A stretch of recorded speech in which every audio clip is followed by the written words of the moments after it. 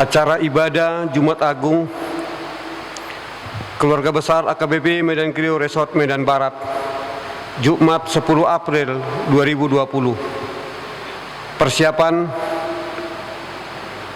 keluarga mempersiapkan Alkitab atau Bibel dan buku ND serta tempat persembahan. Ibadah dapat dilaksanakan di ruang tamu atau ruang keluarga, baik duduk di kursi maupun di tikar.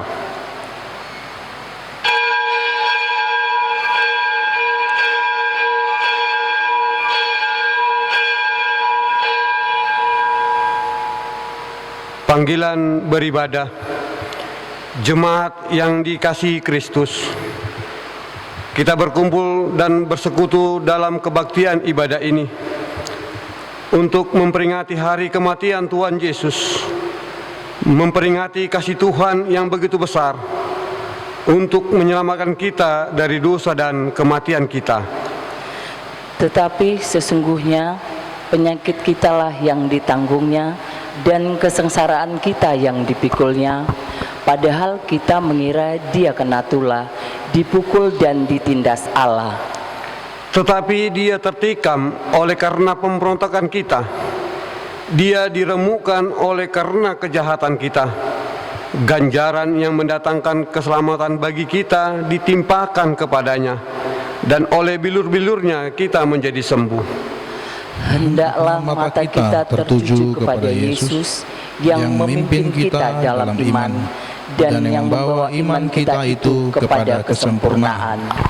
Ingatlah selalu akan Dia yang tekun menanggung bantahan yang sehebat itu terhadap dirinya dari pihak orang-orang berdosa, supaya jangan kamu menjadi lemah dan putus asa.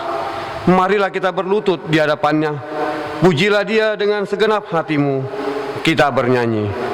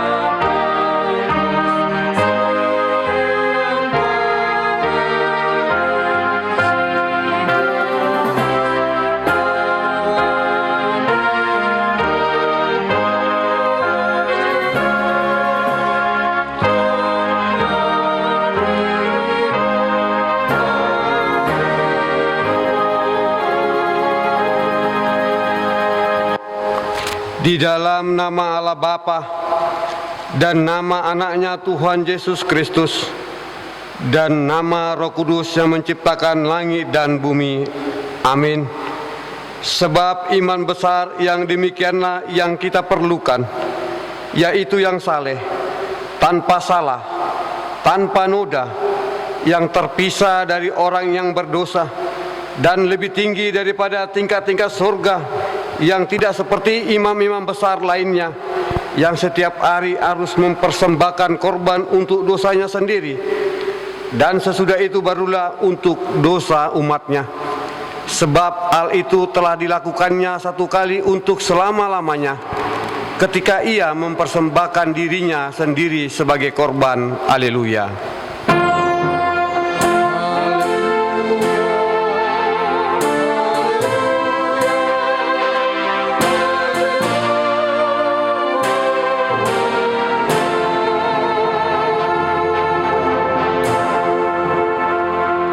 Kita berdoa. Ya Tuhan Yesus yang telah mati di kayu salib, hanya oleh karena kasih-Mu kepada orang berdosa ini, ajarlah kami selalu mengingat Tuhan yang mati di kayu salib untuk keselamatan kami. Tuhanlah pelindung kami terhadap murka dan hukum Bapa. Ampunilah dosa kami melalui Roh Kudus. Kuatkanlah kami melawan nafsu dan keinginan duniawi, agar kami dapat mengikuti Tuhan yang hidup dan yang berkuasa bersama Allah Bapa dan Roh Kudus sampai selama-lamanya. Amin. Kita bernyanyi.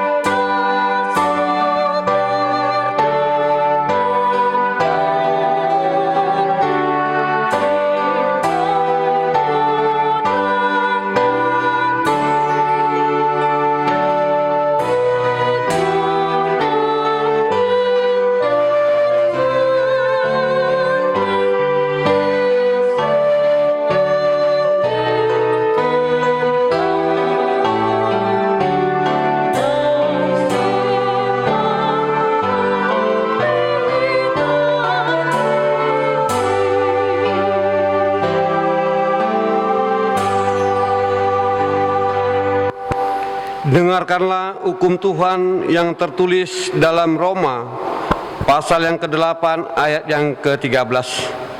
Demikian firman Tuhan, sebab jika kamu hidup menurut daging, kamu akan mati. Tetapi jika oleh Roh kamu mematikan perbuatan-perbuatan tubuhmu, kamu akan hidup. Marilah kita memohon kepada Tuhan untuk melakukan sesuai dengan hukum-Nya. Ya Tuhan Allah, kuatkanlah kami melakukan yang sesuai dengan hukum-Mu. Amin. Kita bernyanyi.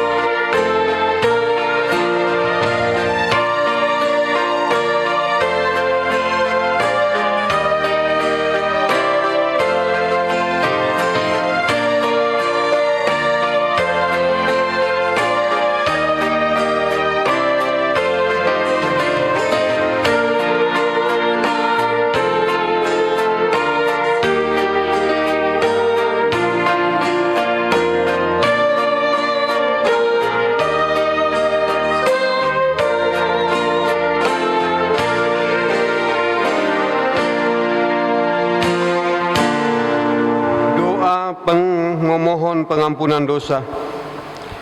Jemaat yang dikasihi Tuhan, marilah kita merendahkan diri kita untuk memohon keampunan dosa kita.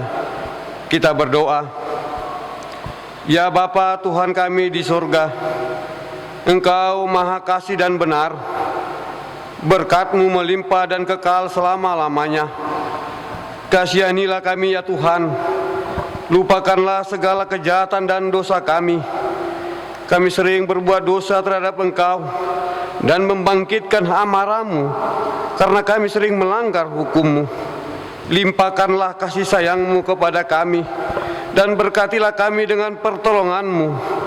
Ya Tuhan Allah sumber kebahagiaan kami, ampunilah segala dosa dan pelanggaran kami di dalam nama anak-Mu, Tuhan Yesus Kristus Juru Selamat kami. Amin.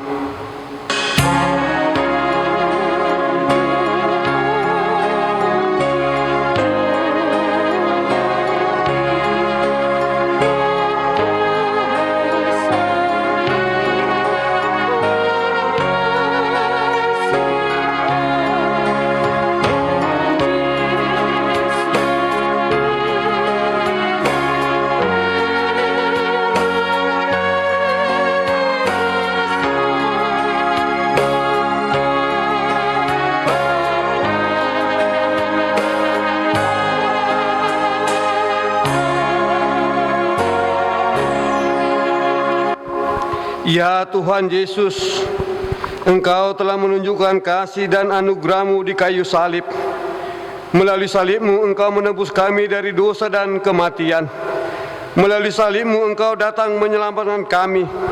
Melalui salib-Mu Engkau telah mengubah kematian kami menjadi kehidupan yang kekal. Melalui salib-Mu telah dinyatakan kasih Allah yang begitu besar akan dunia ini. Tetapi kami harus mengakui bahwa kami sering seperti orang pencibir, orang-orang yang lewat ketika Engkau disalibkan berkata, "Hai Engkau yang mau merubuhkan bait suci dan mau membangunnya kembali dalam 3 hari, turunlah dari salib itu dan selamatkan dirimu." Padahal bukan Engkau yang perlu diselamatkan, tetapi kamilah yang perlu diselamatkan. Kami juga sering seperti imam-imam kepala dan ahli Taurat mengolok-olokkan dan berkata, orang lain ia selamatkan, tetapi dirinya sendiri tidak dapat ia selamatkan. Baiklah Mesias, Raja Israel itu, turun dari salib itu, supaya kita lihat dan percaya.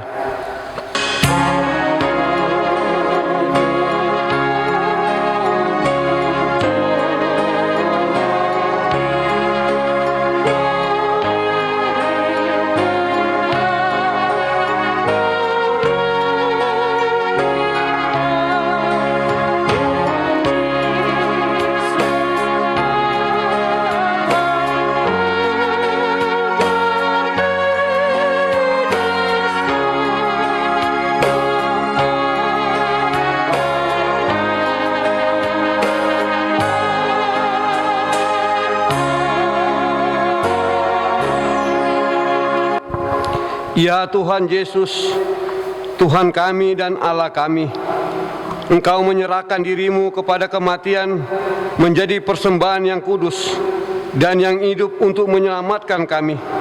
Sucikanlah hati, pikiran dan hidup kami, supaya kami bersukacita menantikan kedatangan-Mu. Ampunkanlah kami akan dosa dan kesalahan kami, supaya kami tidak takut menghadapi kematian. Berikanlah kepada kami pengharapan yang hidup, supaya kami selalu rindu kepada kehidupan yang kekal. Kasihanilah kami, berilah kami menjadi pewaris di kehidupan kekal, bersama-sama dengan orang-orang percaya di seluruh dunia, bersukacita bersama dengan para malaikat-Mu.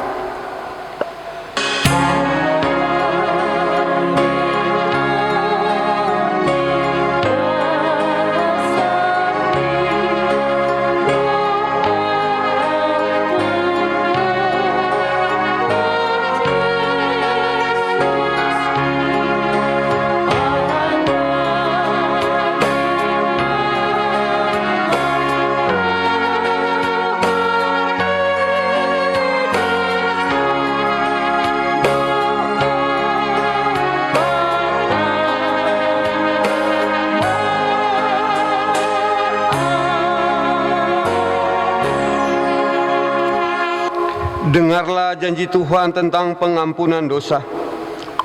Karena semua orang telah berbuat dosa dan telah kehilangan kemuliaan Allah, dan oleh karena kasih karunia telah dibenarkan dengan cuma-cuma karena penebusan dalam Kristus Yesus. Kristus Yesus telah ditentukan Allah menjadi jalan perdamaian karena iman dalam darahnya. Kemuliaan bagi Allah di tempat yang maha tinggi. Amin. Kita bernyanyi.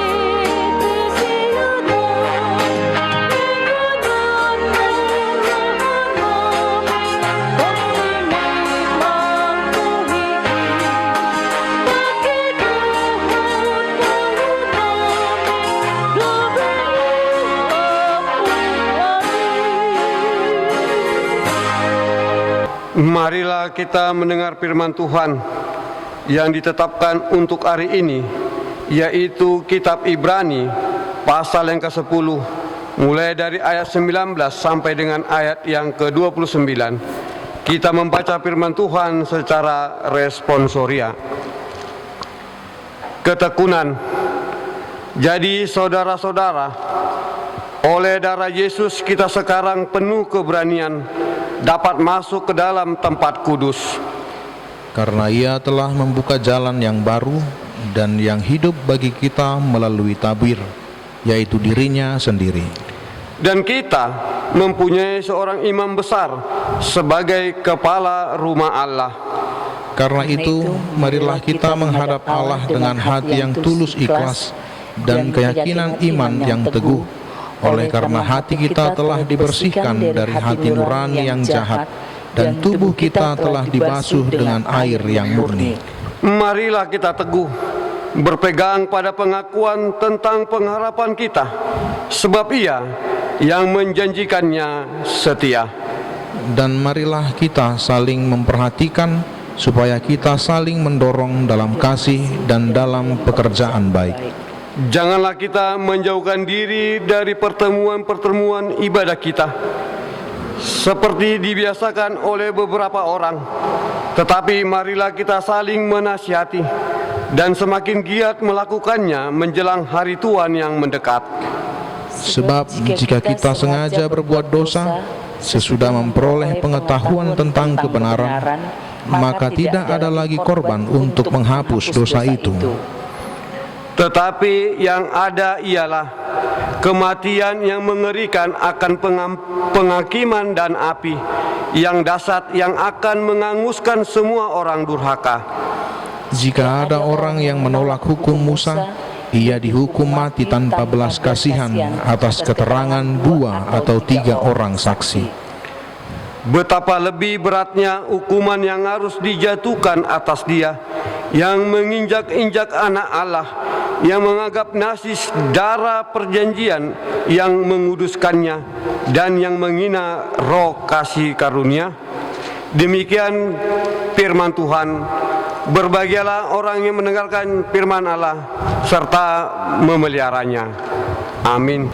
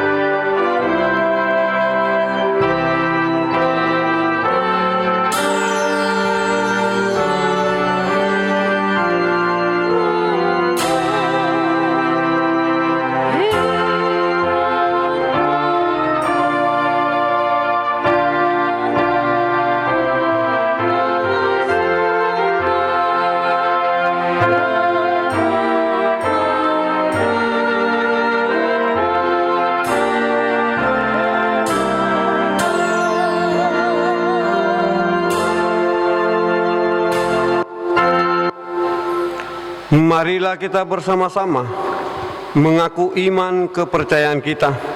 Sebagaimana teman-teman seiman di seluruh dunia, kita bersama-sama mengucapkannya. Aku percaya kepada Allah, Bapa yang Maha Kuasa, Khalik langit dan bumi. Aku percaya kepada Yesus Kristus, Anaknya yang tunggal Tuhan kita, yang dikandung daripada Roh Kudus, lahir dari anak darah Maria, yang menderita sengsara di bawah pemerintahan Pontius Pilatus, disalibkan, mati dan dikuburkan, yang turun ke dalam kerajaan maut. Pada hari yang ketiga, bangkit pula dari antara orang mati, naik ke surga, duduk di sebelah kanan Allah, Bapa yang Maha Kuasa.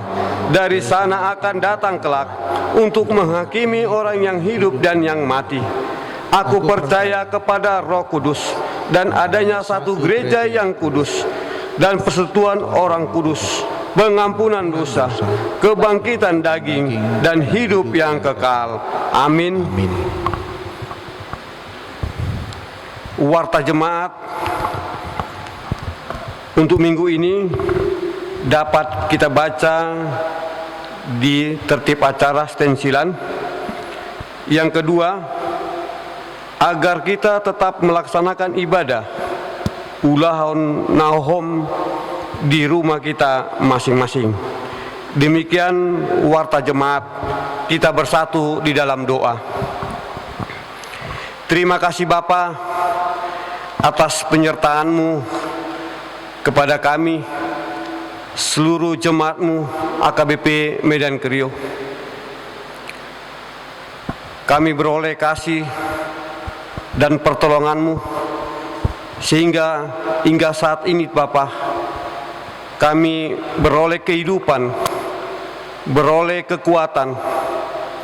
Ya Tuhan Allah yang Maha Baik, sertailah kami dalam segala kegiatan dan aktivitas kami. Untuk saat ini Tuhan, Engkau tahu situasi yang akan kami hadapi, yang sedang kami hadapi. Kami tidak tahu apa yang terjadi kemudian hari. Kami serahkan segala jiwa dan raga kami ke dalam tangan-Mu, agar Tuhanlah yang mengaturkan, agar Tuhanlah yang memberikan kami keselamatan, memberikan kami kehidupan, memberikan kepada kami kekuatan, agar kami dapat selamat dari segala rintangan-rintangan ataupun coba-cobaan. Terlebih Tuhan, ancaman global dunia akibat COVID-19. Tuhan Maha yang baik. Kami yakin dan percaya hanya Tuhanlah yang dapat menghalau segala penyakit itu. Sertai kami Bapa. Ya Tuhan Allah, dalam minggu ini kami akan melaksanakan ibadah kudus, ibadah mengingat kematian anak-Mu Tuhan kami Yesus Kristus, agar kami mengingat betapa besar kasih-Mu Bapa. Engkau memberikan anak-Mu Tuhan kami Yesus Kristus, menyelamatkan kami dari segala dosa dan memberikan kami kehidupan yang kekal.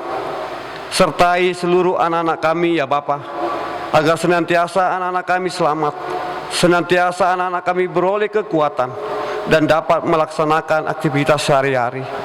Kami yakin dan percaya Tuhanlah yang dapat menghentikan segala persoalan ini. Tuhanlah yang dapat menghentikan virus-virus yang ada dalam masa kini. Terimalah doa dan permohonan kami Bapa. Terlebih segala dosa dan kesalahan kami, ampunkanlah Tuhan, agar kami layak menerima berkat-Mu. Di dalam nama anak-Mu Tuhan kami Yesus Kristus, kami berdoa dan mengucap syukur. Amin. Kita bernyanyi.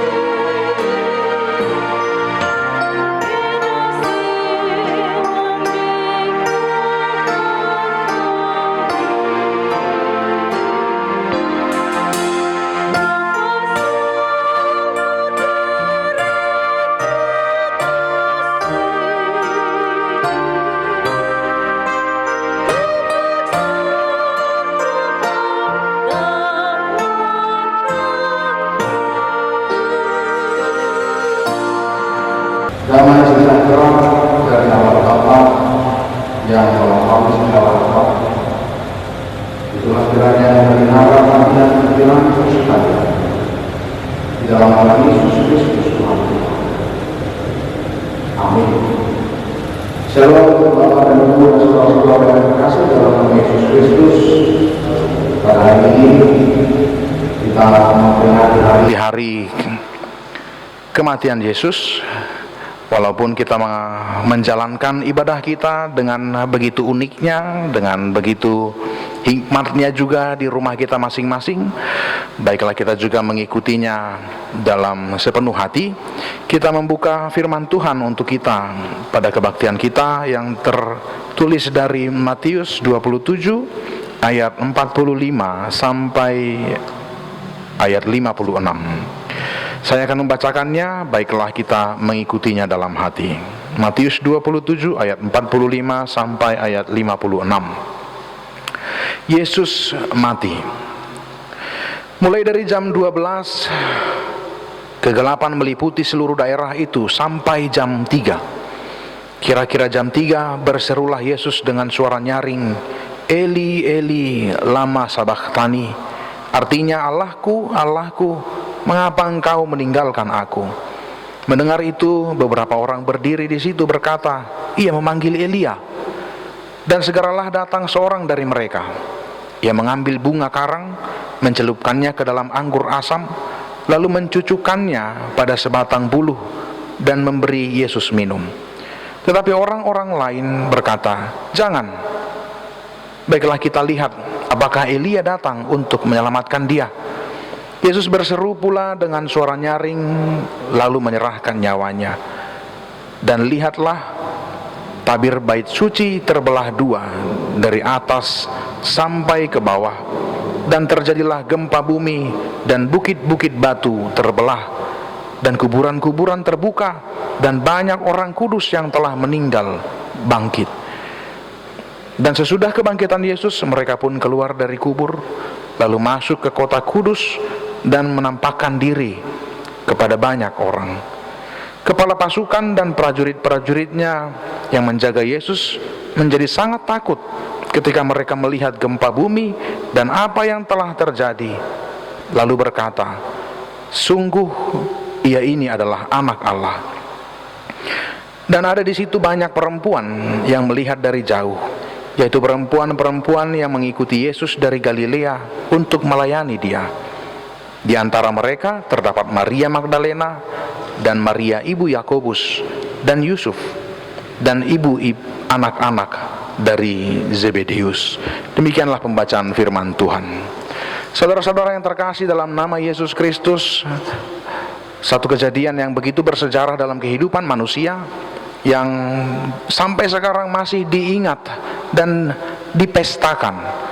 Saya katakan dipestakan bukan berarti ini menjadi sebuah hal yang meriah, tetapi secara masif banyak orang yang masih melakukannya karena mereka percaya bahwa inilah landasan iman bagi orang Kristen.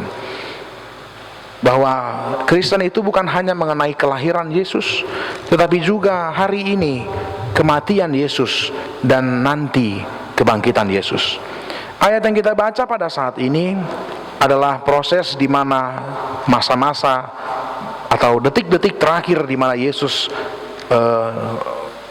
mati, dan begitu banyak kejadian yang menjadikan orang-orang atau bisa dikatakan orang-orang pada saat itu melihat betapa ajaibnya yang telah terjadi melalui kematian Yesus. Tapi sebelum kita melihat bagaimana mengenai kematian Yesus itu menjadi hal yang begitu penting bagi iman kita, saya yakin bahwa kita juga perlu memahami apa itu mati, apa itu dikatakan kematian. Dan saya juga yakin selama orang-orang itu masih sehat, orang-orang itu masih kuat, kematian bukanlah hal yang gampang untuk dihadapi. Kematian itu bukan sebuah hal yang mudah untuk diterima oleh orang. Biasanya orang yang masih sehat, apalagi orang yang sedang sukses, jika ia dikatakan, maukah engkau mati sekarang? Pasti tidak mau. Berbeda dengan orang yang sudah putus asa, orang yang sudah sakit menahun, orang yang sudah memanggil-manggil Tuhan, kenapa bukan sekarang saja engkau jemput aku? Tetapi Yesus di sini, di masa mudanya, di masa umurnya yang masih produktif, Dia ditugaskan dan dia juga menerima penugasan bahwa ia harus mati sebagai seorang Mesias. Perlu kita lihat kematian Yesus di sini bukan kematian seorang Allah, bukan kematian dari seorang Tuhan, tetapi berakhirnya sebuah pelayanan Yesus, sebuah tugas Yesus sebagai seorang manusia yang merasakan sakit sama seperti Anda. Dan hebatnya lagi, Yesus tahu bagaimana dia mati, bahwa ia telah dinubuatkan bagaimana dia mati melalui keadaan atau melalui nubuatan-nubuatan para nabi-nabi di perjanjian lama, bahwa kematian Yesus itu sudah dikatakan, dan Yesus tahu bagaimana ia akan mati. Itulah hal yang kedua yang ingin disampaikan. Jika pada saat ini Anda diberikan sebuah kelebihan, jika Anda pada saat ini diberikan sebuah privilege, engkau, kita katakan saja amani ucok, jika engkau saya beritahu mati umur 30 tahun atau umur 40 tahun, engkau mati karena penyakit corona, dan engkau mati sebagai orang yang tidak dikenal oleh banyak orang, maukah engkau mati dengan cara seperti itu? Saya yakin jika pertanyaan ini disampaikan kepada Anda juga, kepada kita semua, Anda tahu kapan Anda mati, bagaimana Anda mati, tentu kematian yang buruk akan kita hindari. Kalau Anda mungkin dikatakan Anda mati dengan cara ditabrak mobil, mungkin Anda akan berusaha menghindar supaya pada hari kematian Anda tidak mati. Tapi andai kata Anda dikatakan Anda mati, Anda memperoleh keutamaan mati sebagai seorang yang terhormat, sebagai orang yang kaya, dan semua orang akan datang ke penguburan Anda, dan semua orang menangis karena Anda meninggal, mungkin Anda bersuka cita, lebih baik saya mati seperti itu. Tapi Yesus di sini dia berani menghadapi apa yang harus menjadi tugasnya, apa yang menjadi misinya dari awal, bahwa dia harus mati dengan cara yang tidak mengenakan. Dia harus mati dengan siksaan yang begitu besar. Karena itu kematian itu adalah sebuah misi bagi Yesus. Sebagai misi seorang Mesias, dia harus mati untuk membuat kehidupan yang baru bagi banyak orang. Dia harus mati untuk membuka kehidupan bagi banyak orang. Proses kematian Yesus pada saat ini yang kita baca, dia katakan Eloi, Eloi, lama sabachthani, lalu dia akhiri dengan Tuhanku, kuserahkan kepadamu, kuserahkan nyawaku. Itu mengakhiri tugas Yesus sebagai seorang manusia yang mati dengan berdarah, mati dengan diludahi, mati dengan predikat orang yang berdosa. Tetapi kematiannya itu menjadikan sebuah perubahan yang besar. Dan kematian Yesus itu memberikan satu hal yang banyak orang cari pada masa itu. Justru dengan kematian yang hina ini, Yesus memberikan sebuah hal yang banyak dicari oleh banyak orang. Apa itu? Yaitu kelayakan untuk berdiri di hadapan Allah. Jika kita melihat ketika Yesus mati, maka tabir itu terbuka, bumi bereaksi, langit juga memberikan respon bahwa pada saat ia mati, dunia ini juga mengetahui kematian seorang Allah. Kita baca bahwa ada gempa bumi, langit juga gelap, ada petir, dan sampai juga tirai yang memisahkan daerah suci bait Allah dan daerah awam itu terbuka. Secara tersirat, ini mengartikan bahwa dengan kematian Yesus, maka manusia memiliki kesempatan. Dengan kematian Yesus, maka manusia memiliki kesempatan untuk layak di hadapan Allah. Tidak ada lagi perpisahan antara yang badia, yang suci, dengan yang awam. Dengan kematian Yesus, sebuah hal yang berharga yang banyak dicari orang adalah bahwa saya dilayakkan untuk hadir di hadapan Allah, untuk berada di hadapan Allah, tidak lagi terpisah karena kedosaan itu. Karena itu bisa kita katakan, saudara-saudara yang terkasih, bahwa hidup Anda saat ini adalah hidup yang berharga. Hidup saya karena saya percaya akan penebusan Yesus Kristus, itu adalah sebuah hidup yang sangat berharga. Karena begitu berharganya, maka saya harus berusaha untuk menghargai itu sebisa mungkin, sebagaimana Yesus telah memberikan hidupnya untuk menjadikan saya orang yang hidup juga. Sebagaimana Yesus telah memberikan nyawanya supaya saya memiliki nyawa yang baru, yang memiliki keutamaan hadir di hadapan Allah. Pada saat ini kita sudah menjalani minggu ketiga dalam kegiatan ibadah di rumah masing-masing. Saya yakin ada orang-orang yang merasa sungguh aneh hidup, sungguh aneh kalau kita harus beribadah di rumah, gereja kosong. Tetapi kita percaya bahwa gereja itu bukan hanyalah gedung yang berisi oleh orang-orang jemaat. Memang banyak orang mengolok-olok gereja ditutup, gereja sudah kosong. Tetapi kita percaya bahwa ketika Anda sedang menonton ini, sedang beribadah di rumah Anda bersama keluarga Anda sedang menghargai sebuah kehidupan yang diberikan oleh Allah. Ketika Anda duduk dan Anda mengikuti kebaktian serupa kusuknya, serupa rasanya ketika Anda juga hadir di gereja, maka Anda sedang menghargai bagaimana hidup Anda itu sebuah hidup yang betul-betul berharga. Karena kematian Yesus pada hari ini yang kita ingat, itu adalah kematian yang menjadikan Anda hidup dengan begitu berharga. Kematian Yesus sebagai korban penebusan yang mendamaikan manusia dengan Allah. Dengan itu saya berhak untuk mengatakan, ya Allah, aku hadir di hadapanmu. Ya Allah, tidak ada lagi yang memisahkan antara aku dan engkau. Maka kasih karuniamu itulah yang memelihara aku. Yesus mati bukan karena dia memiliki dosa. Yesus mati itu berbeda dengan orang yang sudah sekarat. Yesus mati itu berbeda dengan orang-orang yang memberikan dengan orang-orang yang habis masa hidupnya, atau orang-orang yang organ tubuhnya tidak berfungsi lagi. Tetapi Yesus itu mati atas kehendaknya untuk menghidupkan banyak orang, menyelamatkan banyak orang. Karena itulah yang ia lakukan sebagai misi, sebagai sebuah tugas, sebagai wujud cinta kasihnya kepada manusia. Karena begitu besar kasihnya kepada manusia, maka ia mati, maka ia rela menahan sakit yang harusnya saya rasakan. Kita bisa membandingkan bagaimana ajaran pada masa itu bahwa kalau orang mati, hidupnya di alam kubur itu susah. Hidupnya di masa penghakiman itu susah. Hidupnya di Hades, kalau di bahasa Alkitab orang banyak katakan Hades, Gehenna, ruang kematian.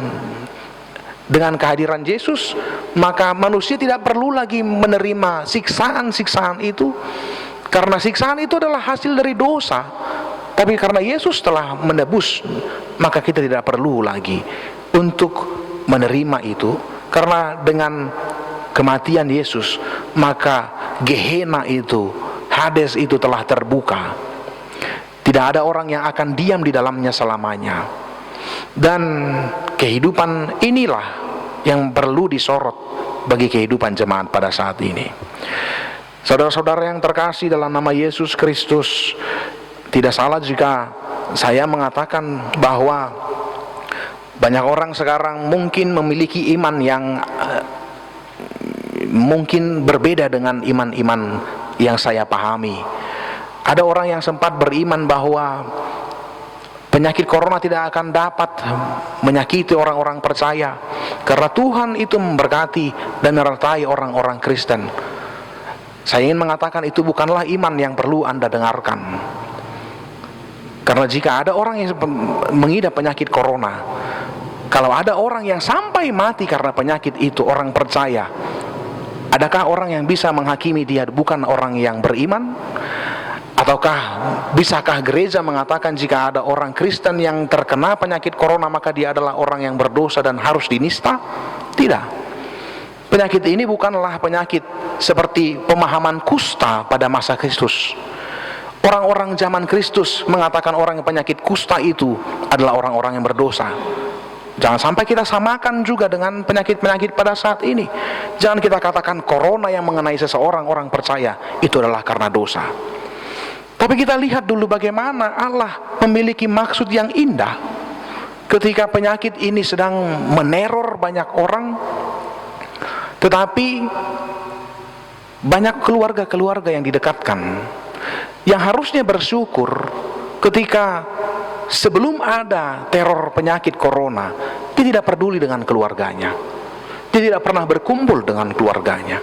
Bahkan sering pun dia gereja duduk di sebelah kiri, istrinya di sebelah kanan, suaminya di belakang, anak-anaknya di mana, opungnya di mana. Tapi dengan keadaan ini mereka bisa bersatu dan mendekatkan diri mereka.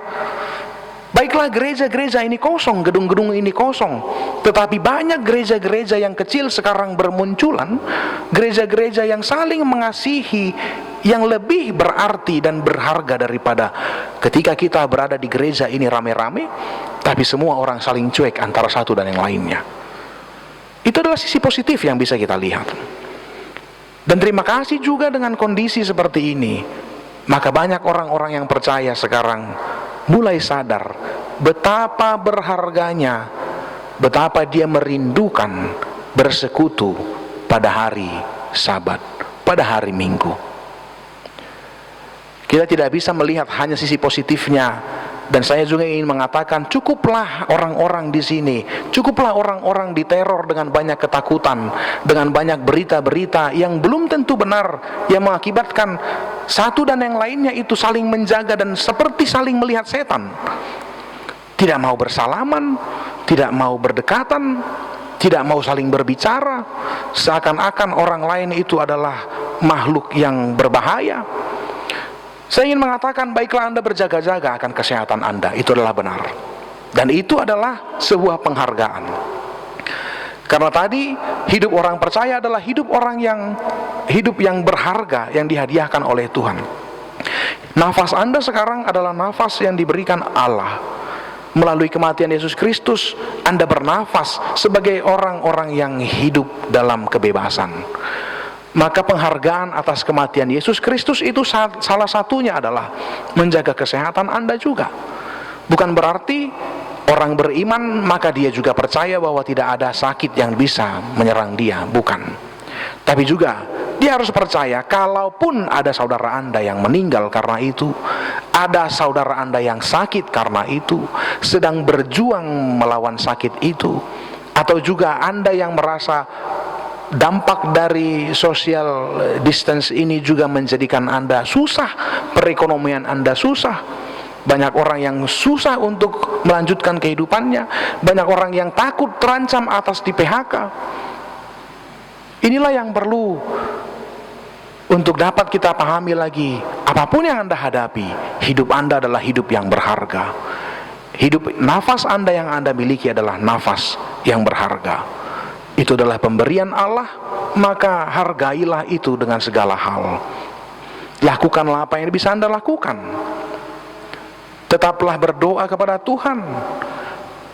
Karena iman atas penyelamatan Tuhan itulah yang menjadikan setiap orang percaya mampu bertahan menghadapi permasalahan apapun. Kita sama-sama mendoakan agar teror ini dapat selesai, dapat dilalui dengan baik.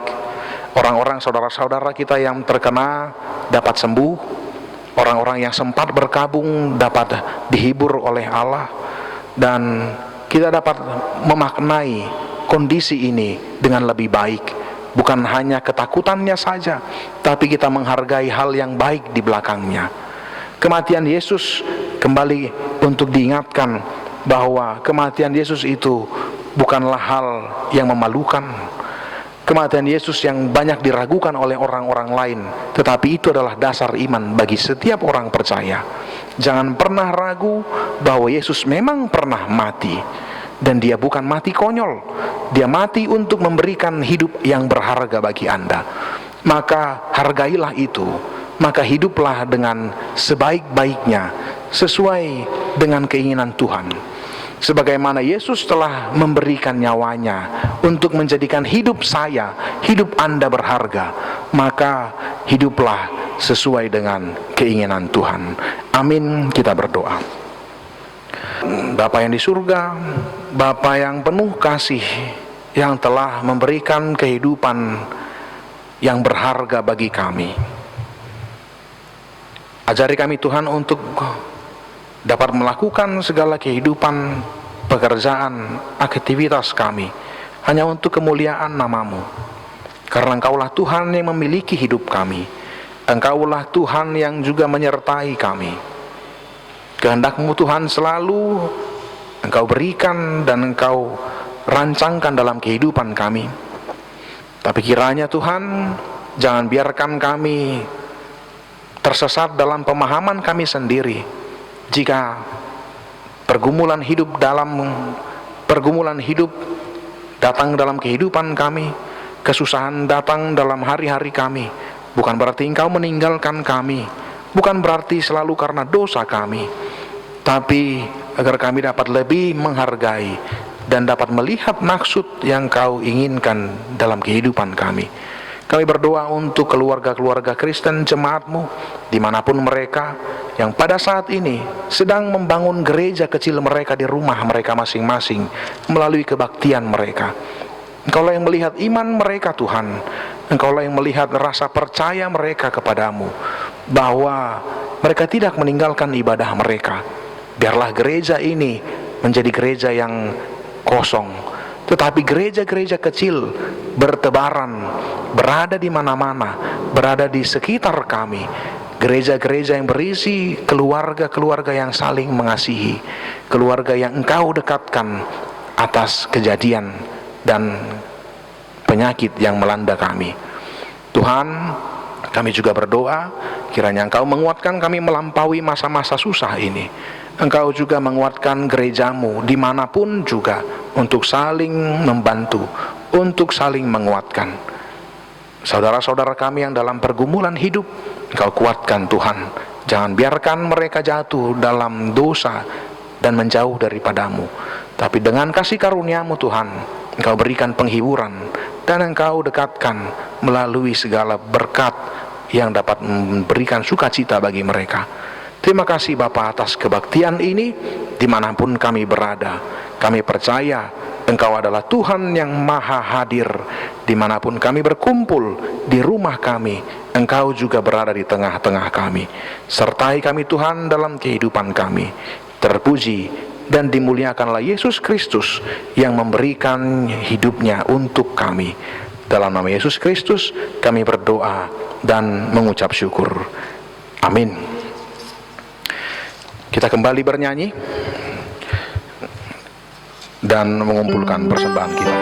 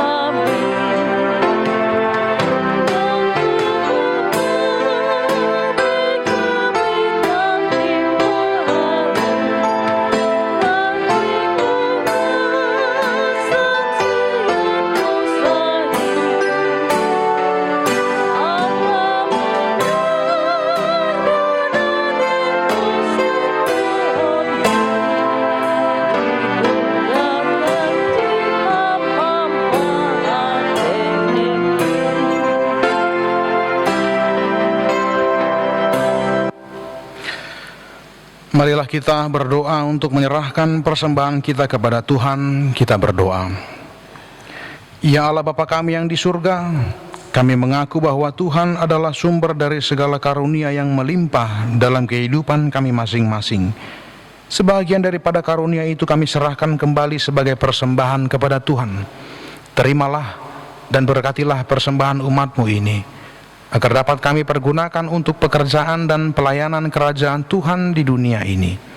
Bukalah hati kami untuk mengenal betapa banyak berkat dan karunia yang kami peroleh dari Tuhan, supaya kami senantiasa bersyukur kepadamu.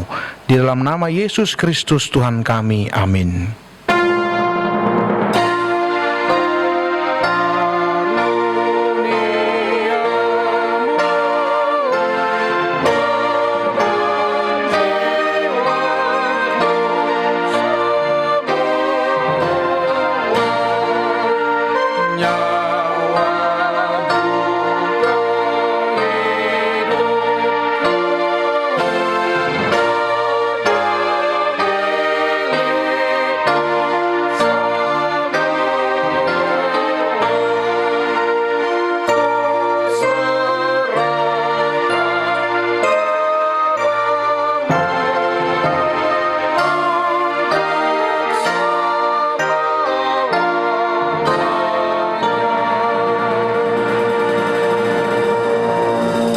Ya Tuhan Allah Bapa kami yang bertahta di atas segalanya, kasih-Mu jauh lebih besar dari kasih ibu bapa kepada anak-anaknya. Anugerah kasih-Mu tak ternilai karena anak-Mu yang tunggal. Engkau utus menjadi manusia, menderita sengsara, dihina dan disesah hingga disalibkan, dan mati untuk kami. Segala hutang dosa kami telah dihapuskan dan diselamatkan dari kuasa dosa, maut dan iblis. Sebab itu kami puji nama-Mu yang kudus, karena dengan kematiannya kami didamaikan dan dipersatukan dengan Allah Bapa. Ya Tuhan Yesus Kristus, domba Allah yang menanggung segala dosa kami dan dosa seluruh umat manusia, terima kasih kepadamu dan terpujilah Engkau selama-lamanya. Peliharalah jemaat-Mu yang Engkau tebus dan yang Engkau satukan. Teguhkan bagi kami keampunan dosa dan damai yang Engkau anugerahkan. Kuduskan kami agar dapat dipersatukan di dalam persekutuan yang kudus di surga. Salibkan kemanusiaan kami yang lama dengan segala keinginan yang tidak baik di dalamnya, agar kami kudus menghadap Bapa di surga. Kami berserah kepadamu dan membuka hati kami untuk-Mu. Kami adalah milik-Mu dan Engkau adalah milik kami. Dan jangan biarkan kami terpisah dari sisi-Mu. Sertai dan persatukanlah Engkau dengan kami. Kuatkan iman kami kepadamu agar tetap teguh sampai akhir hidup kami. Sertailah seluruh anggota jemaat-Mu yang memberitakan kasih dan jalan kehidupan yang Engkau perbuat. Ya Tuhan, walaupun mati ataupun hidup, Engkaulah Raja dan Tuhan kami. Kasihanilah kami, ingatlah kami di dalam kemuliaan-Mu, dan bawalah kami ke dalam kesentosaan bersama dengan Allah di surga. Amin. Bapa kami yang di surga, dikuduskanlah nama-Mu, datanglah kerajaan-Mu, jadilah kehendak-Mu di bumi seperti di surga. Berikanlah kami pada hari ini makanan kami yang secukupnya, dan ampunilah kami akan kesalahan kami, seperti kami juga telah mengampuni orang yang bersalah kepada kami. Dan janganlah membawa kami ke dalam percobaan, tetapi lepaskanlah kami daripada yang jahat.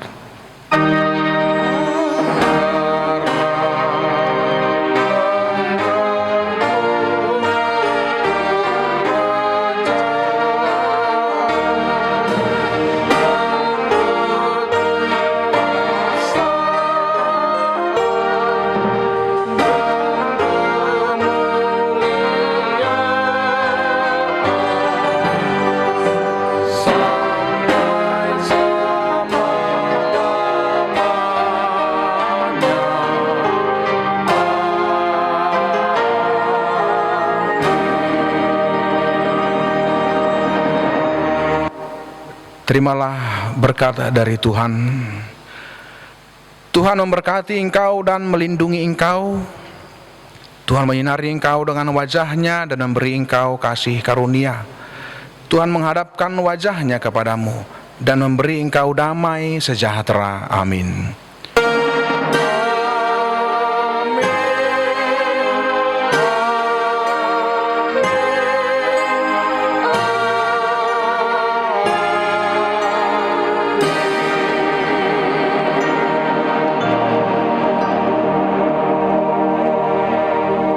Selamat Jumat Agung untuk kita semua. Shalom.